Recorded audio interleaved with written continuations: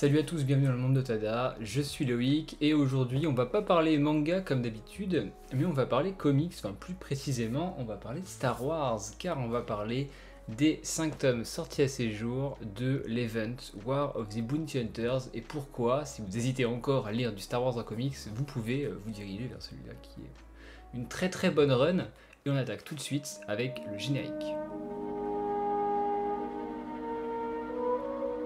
Donc War of the Bounty Hunters, 5 tomes sortis actuellement en France en TPB, donc là vous pouvez voir la deuxième couverture, la troisième, la quatrième et la dernière qui est sûrement une des plus jolies.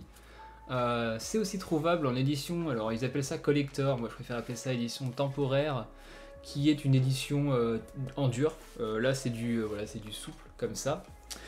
Ça coûte 15 € pour le souple et 18 € en dur je crois actuellement, donc malgré la crise du papier on a pas mal de pages en plus, alors je sais pas précisément combien mais on est au moins sur du 200 à peu près. C'est d'une très très bonne qualité, c'est en couleur etc. Enfin, c'est toujours aussi cool, donc franchement pour le coup ça fait le taf, GG à Panini. Donc cette série War of the Bounty Hunter, c'est un event, c'est-à-dire que c'est un événement dans la lignée de Star Wars qui va regrouper plusieurs séries. Il y en a à peu près 4, 5 je crois séries différentes qui sont regroupées dans cet event. Vous inquiétez pas, vous n'avez vraiment pas besoin d'avoir lu les autres séries. Par exemple, ils utilisent du Star Wars, du Vader de 2020, mais à certains numéros. Mais il n'y a aucun besoin d'avoir lu les autres de la même série pour comprendre ce qui se passe là-dedans. La preuve en est que j'ai pas encore tous les 2020 à part Afra, je crois. Et j'ai très bien compris ce qui s'est passé dans War of the Bounty Hunter. On retrouve donc Star Wars 2020, Dark Vador 2020, Afra la run de 2020 et War of the Bounty Hunter, donc les 100% de 2020 également. On retrouve aussi quelques one-shots type IG88, Bush et j'ai plus le nom des deux autres chasseurs de primes. Donc c'est 4 Lom et Zucus, donc ce sont ces deux chasseurs de primes là, voilà. Donc c'est des nouveaux venus un petit peu dans la sphère des chasseurs de primes, et concrètement on se trouve juste après l'épisode 5. Solo est dans la carbonite et il est à Boba Fett, mais Boba Fett va se faire voler Han Solo. Je vous dis pas comment, je vous dis pas pourquoi. C'est dans le prologue qui est donc là-dedans. Le prologue est exceptionnel d'ailleurs en termes de dessin. On est sur un... Voilà, juste pour vous montrer quelques planches, on est sur un délire qui est vraiment qualitatif. Donc il se fait voler Solo. Solo est récupéré par d'autres personnes, et là ça va être la guerre, comme dit le nom de la série, donc la guerre des chasseurs de primes dans la galaxie. On va opposer donc les Hutt aux chasseurs de primes, à l'Empire, aux rebelles, à Dr Afra et sa copine sur le moment, et à l'Aube écarlate. Donc c'est un peu un énorme bordel, un énorme crossover, c'est le multivers de Star Wars période Empire.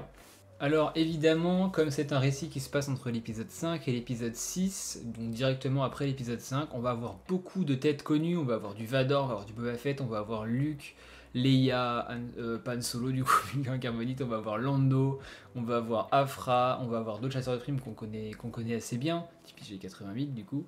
On va avoir beaucoup de races qu'on connaît aussi, type les Trandoshan, ce genre de choses, c'est ceux qui ont ce sont les gros lézards.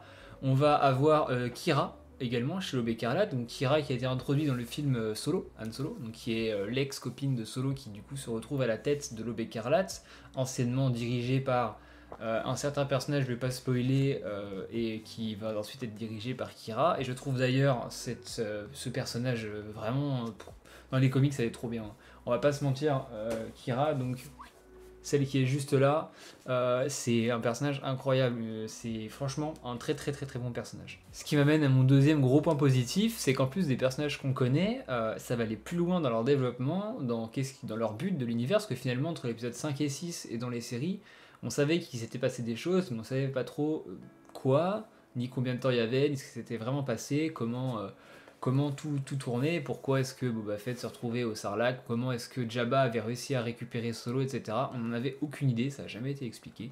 Et là, on a donc une explication, donc c'est l'explication post-rachat de Disney. Moi j'aime bien ce rachat de Disney, je trouve qu'on a des œuvres de qualité du coup. Maintenant il y en a qui sont peut-être pas d'accord, c'est pas grave, le débat est ouvert. On a également des planches qui sont d'une très très bonne qualité. Alors les planches vont franchement différer en fonction des séries. Les styles graphiques vont pouvoir changer, pareil au niveau des auteurs. Donc on a du Charles Soule, on a du Greg Pak, on a de Alyssa Wong pour Afra, on a Justina Ireland donc pour les Bounty Hunters entre autres, donc celle qui a aussi écrit Équilibre fragile en manga, la scénariste. On a Rodney Barnes et le dernier c'est Daniel José Holder pour donc les deux derniers auteurs. Ils sont en charge des deux petits des one shot en fait, donc Bush et compagnie qui sont dans les comics.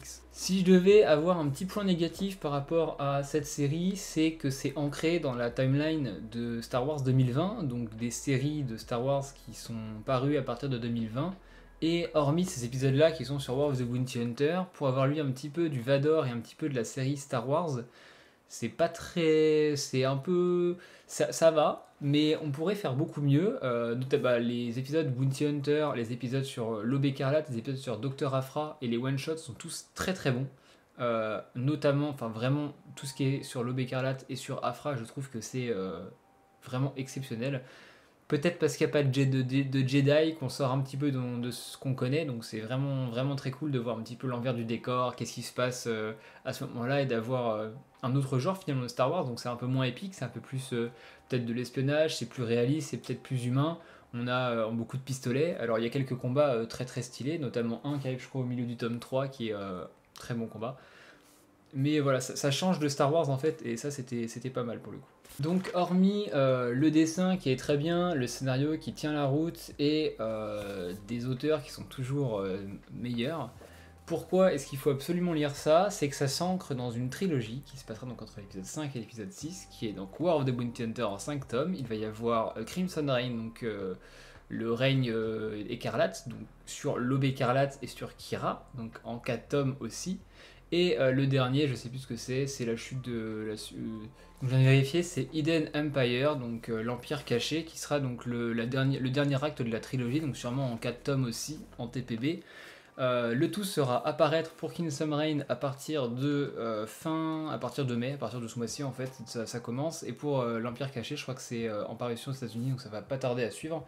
Et ça, c'est un autre point positif, c'est que contrairement au manga, on attend vraiment pas longtemps pour les sorties en Europe de ce genre de choses, en France plutôt, et ça c'est un très très bon point. Star Wars War of the Bounty Hunters, l'event, c'est un event où vous pouvez y aller les yeux fermés si vous voulez débuter les comics Star Wars. Je pense que c'est très très bien, il y en aura pour tous les goûts. Vous allez peut-être pas apprécier tous les chapitres, vous allez peut-être pas apprécier ce qu'on appelle des issues, donc l'équivalent des chapitres aux États-Unis pour le comics.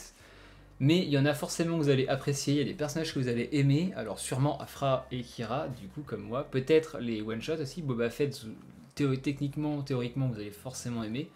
Donc c'est logiquement une bonne lecture pour la plupart des gens. Je mentionnerai également la place de la femme dans les comics Star Wars, notamment depuis 2020, qui est prédominante. On a Kira, on a Aphra, là on a encore d'autres personnages féminins qui sont excellentissimes et qui sont ultra marquants et ultra marqués dans l'univers Star Wars, univers étendu, et ça fait plaisir, c'est la petite mention en plus, voilà. On sait que Disney aime bien l'ouverture d'esprit, mettre les femmes en avant, le côté LGBT, etc., notamment dans la Haute République, et encore une fois là-dedans. Ça marche bien, et c'est pas trop, contrairement à ce que pourrait faire Netflix par exemple. On n'a pas l'impression de se bouffer dans la tronche toutes les 5 minutes, c'est dilué, c'est bien fait, ça fait le taf, et franchement, c'est top. Je vous remets une dernière double planche G88 et Boba Fett que je trouve très très jolie. Pas mal de gens disent que depuis le rachat de Disney au niveau des dessins ça s'est un petit peu lissé Star Wars, je trouve ça mieux maintenant, je trouve qu'au moins on a plus une cohérence dans ce qui se fait en ce moment.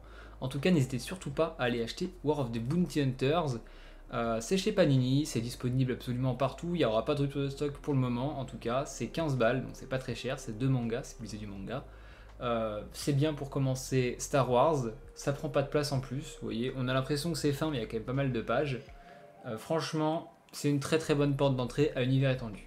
J'espère que la vidéo vous aura plu, c'était Tada, à liker, abonnez-vous, mettez-moi un commentaire si vous l'avez lu, si vous voulez plus de vidéos de Star Wars, dites-moi ce que vous préférez aussi dans Star Wars, peut-être que je ferai une compilation des meilleurs commentaires, des lettres d'amour à Star Wars, on verra. En tout cas, c'était un plaisir de faire cette vidéo. Lisez du Star Wars, ça fait toujours plaisir. Et on se retrouve très rapidement pour des mangas cette fois-ci. Ciao!